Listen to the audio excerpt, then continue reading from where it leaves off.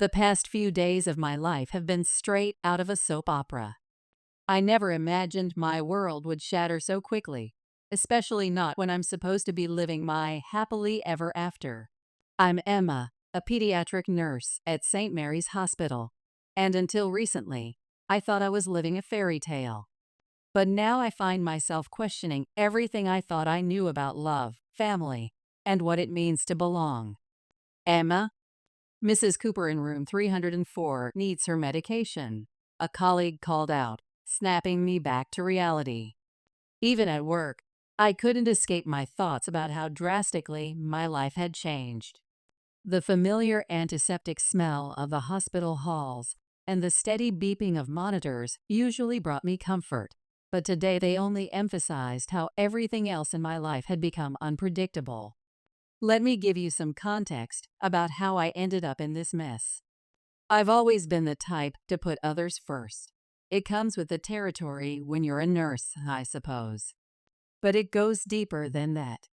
Growing up with a single father after losing my mom early in life, I learned to be self-sufficient while still caring for others. Dad worked multiple jobs to put me through nursing school, and I watched him sacrifice everything to give me a better life. Maybe that's why I have this innate need to take care of everyone around me. Being a pediatric nurse taught me a lot about empathy and patience. I thought these qualities would serve me well in any relationship. And they did, until I met Nathan. 2 years ago, I was working a particularly long shift in the pediatric ward when I met him. He wasn't a patient or a parent.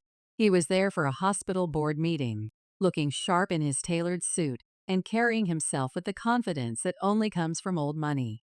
Our eyes met across the nurse's station, and something just clicked. Nathan was everything I wasn't. From a wealthy family, Ivy League educated, working as an investment banker. But when we talked, none of that seemed to matter. "You have a natural way with children," he had said, watching me calm a crying toddler.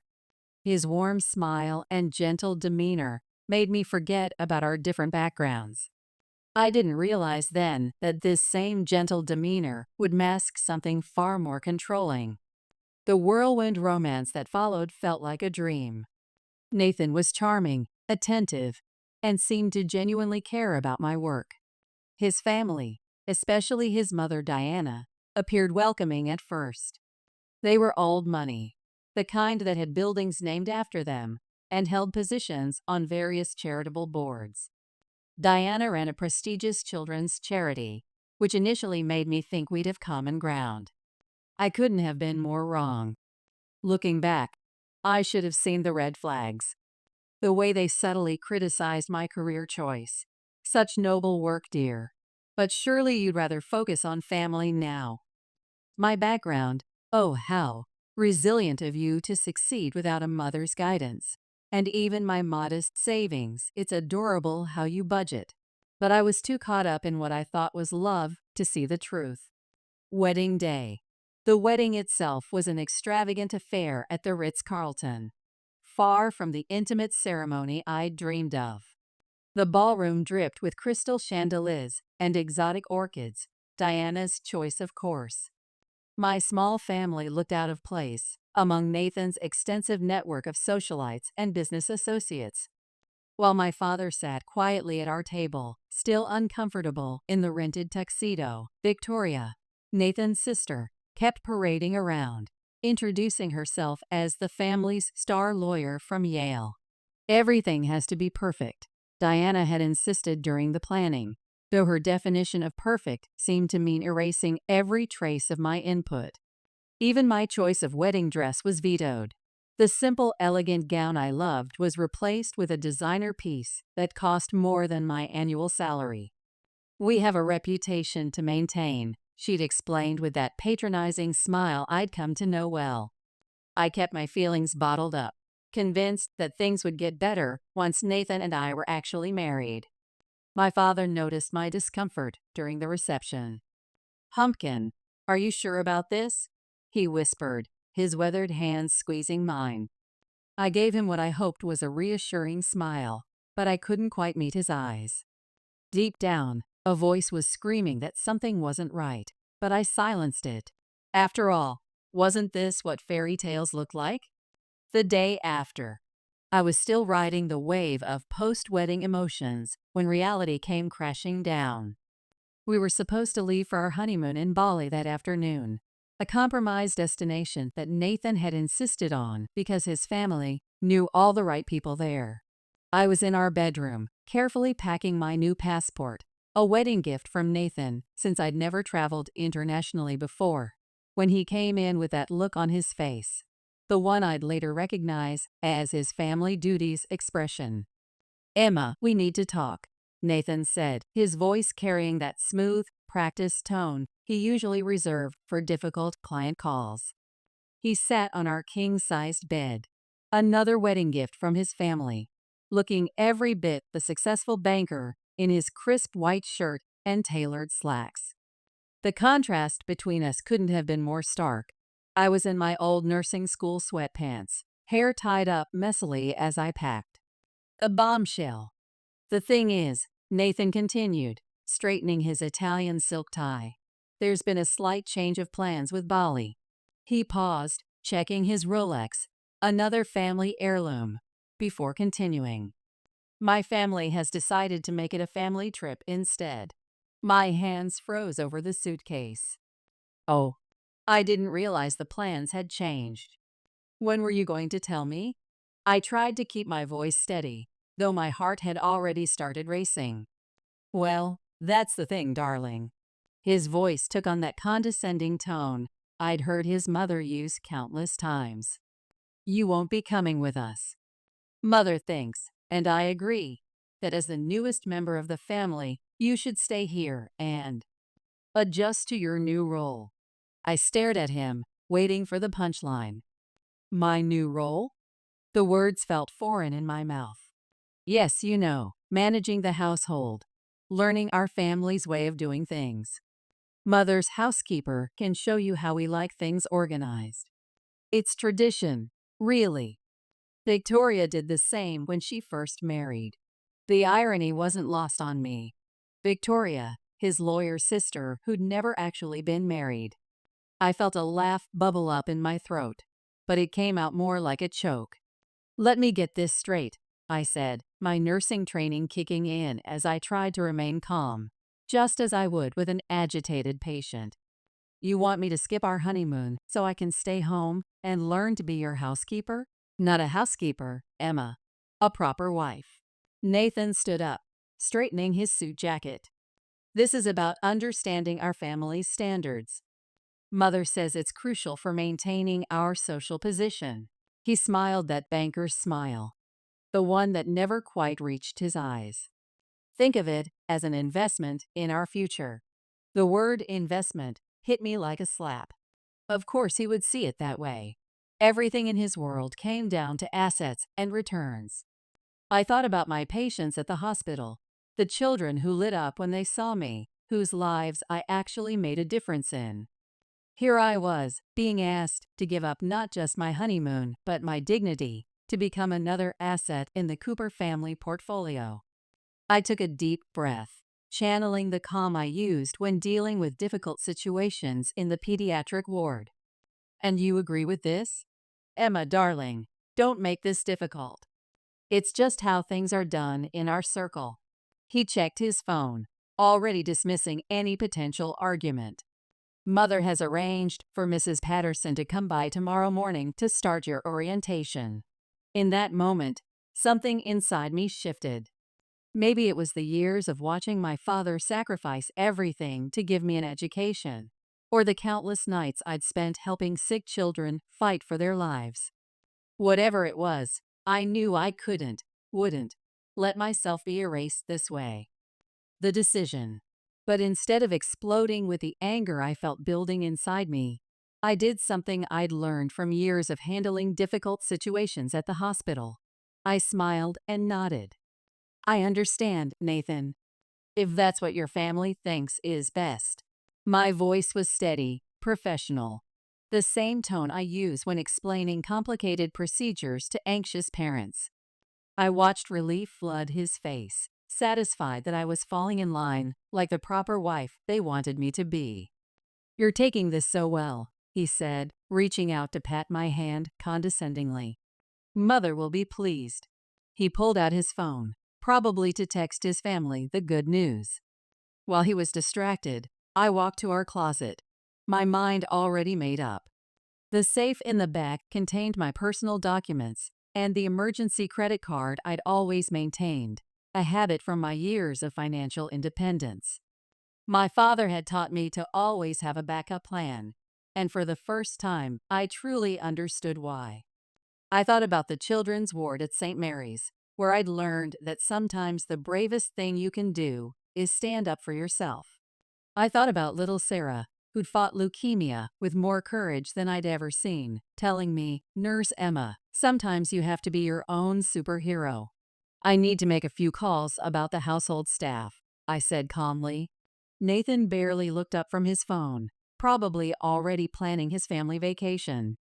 "Take your time, darling. I'll be in my study." The escape. As soon as he left, I moved quickly and quietly, skills honed from years of night shifts. My hands didn't shake as I booked a flight to Hawaii. My colleague Olivia's family had a beach house in Maui that she'd always offered as a getaway spot.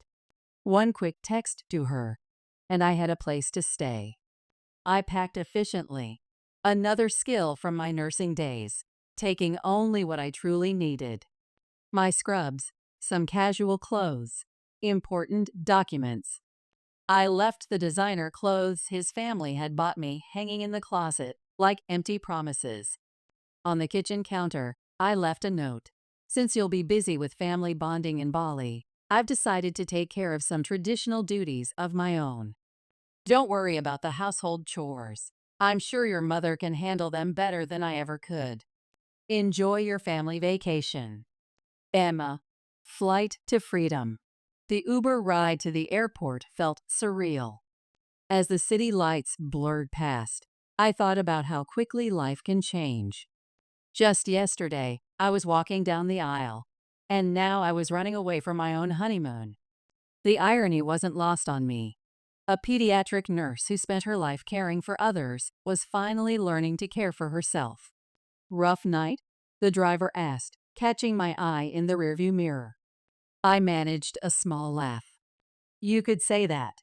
Looking down at my hand, I realized I was still wearing my wedding ring, a massive diamond that had always felt too heavy, too ostentatious for someone who worked with their hands all day. Arrival in Maui. Olivia's family beach house was exactly what I needed. Simple, peaceful, and far from the Cooper family's world of pretense.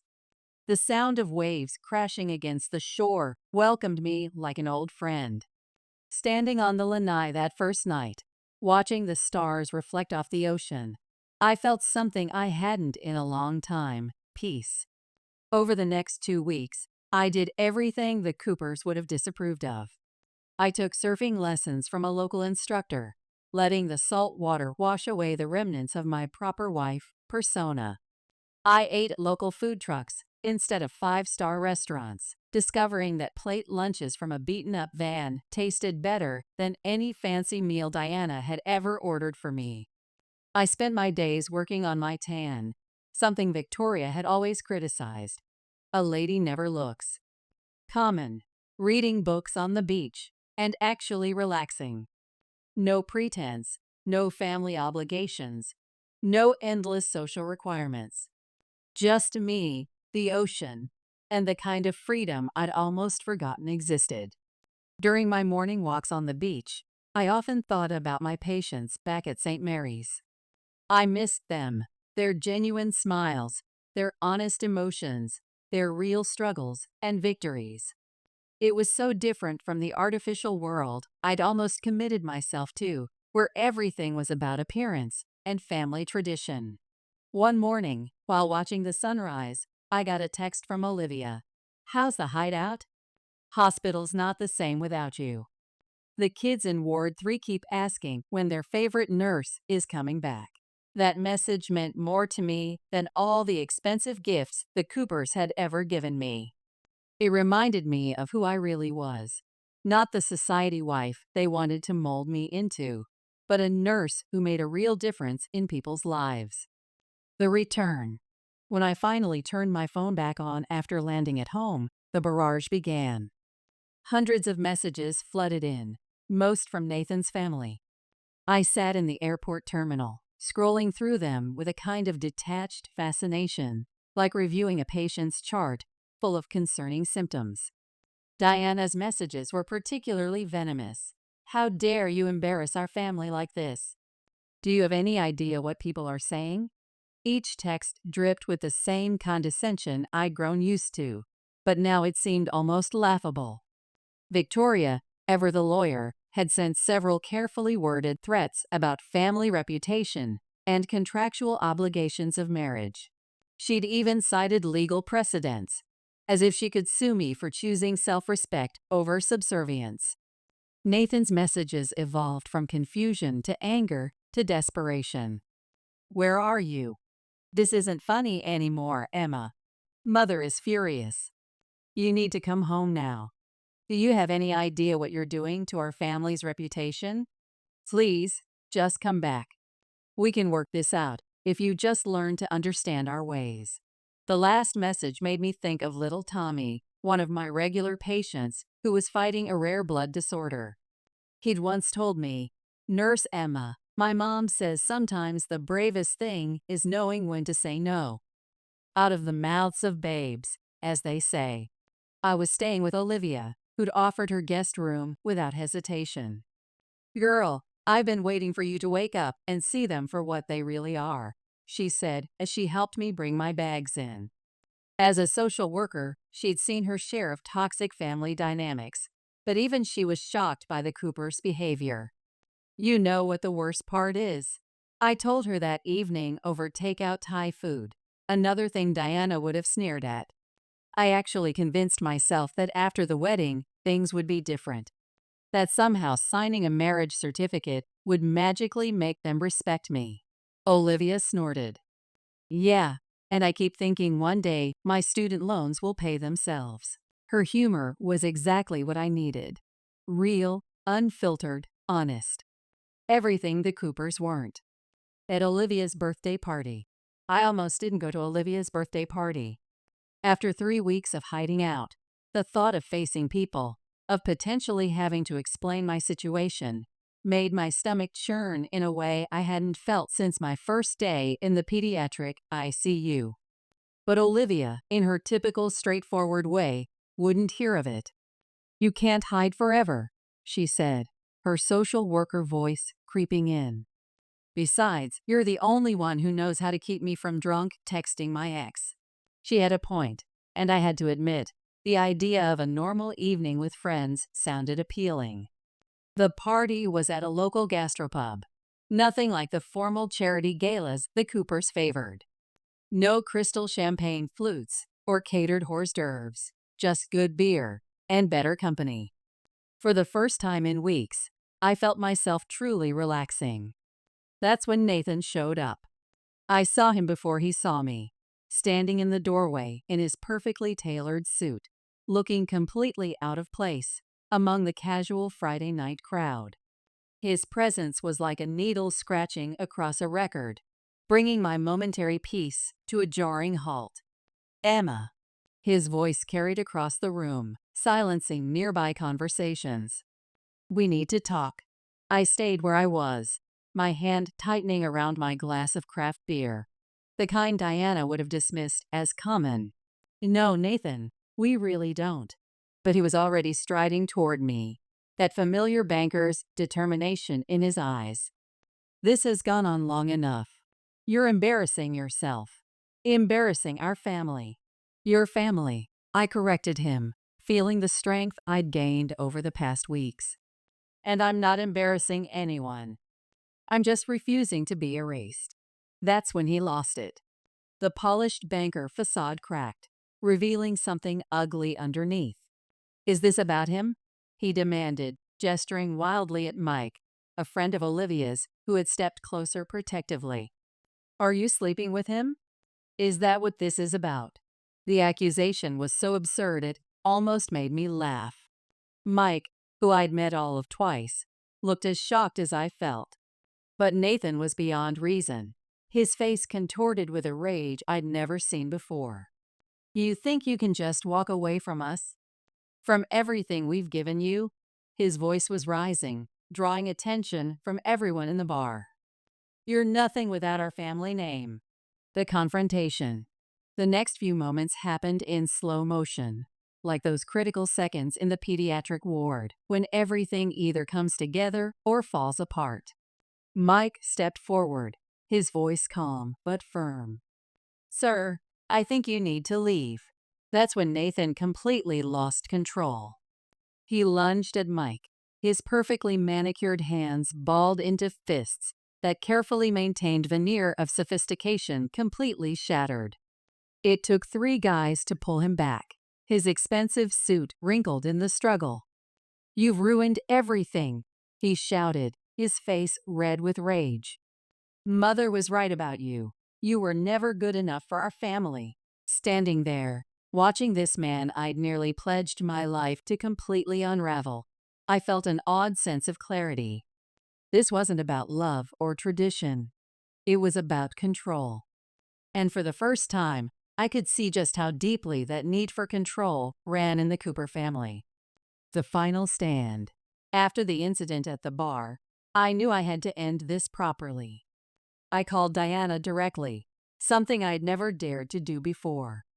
Mrs. Cooper, I said, using my professional nurse's voice, the one I use when delivering serious news to parents. We need to talk about Nathan's behavior. How dare you call me, she began, but I cut her off. Your son assaulted someone at a public venue. I have witnesses, security camera footage, and about 20 smartphone videos of the incident. I paused, letting that sink in. I wonder how the board of your children's charity would feel about that. The silence on the other end was deafening. For the first time, I had Diana Cooper's full attention. Now, here's what's going to happen. Nathan will sign the divorce papers my lawyer is sending over. You and your family will stop harassing me and my parents. If you don't, the next call I make will be to the hospital board. I'm sure they'd be very interested in how one of their major donors treats healthcare workers. You wouldn't dare, she hissed, but I could hear the uncertainty in her voice. I've spent years watching children fight for their lives, I replied calmly. They taught me more about courage than your family's traditions ever could. Try me. Epilogue. It's been 3 months since that phone call. The divorce papers came through faster than I expected. Apparently, the Cooper family's influence can work in my favor when properly motivated. Nathan signed them without another scene, though I heard through mutual friends that Diana had to practically force him to do it. I'm back at St. Mary's full-time now, throwing myself into my work with renewed passion. There's something beautifully honest about pediatric nursing. Children don't care about family names or social status. They just know whether you make them feel better or not. Last week, I was checking on Sarah, my young leukemia patient, when she grabbed my hand. Nurse Emma, she said, her eyes bright despite her fatigue. You look happier now. More sparkly. Sparkly? I laughed, adjusting her foreline. Yeah, she nodded seriously. Like when you get better after being really sick. Kids have a way of cutting through everything to the truth. I am happier now. The designer clothes and society parties seem like a distant dream, or maybe a nightmare.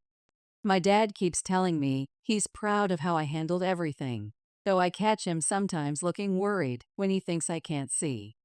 Yesterday, I received an invitation to a charity gala, one of Diana's events. I recognized the heavy cream paper and gold embossing immediately. For a moment, I was transported back to that world of suffocating politeness and veiled intentions. I dropped the invitation in the recycling bin without opening it. Instead, I spent the evening having pizza with Olivia and some work friends, discussing our patients and laughing about hospital gossip.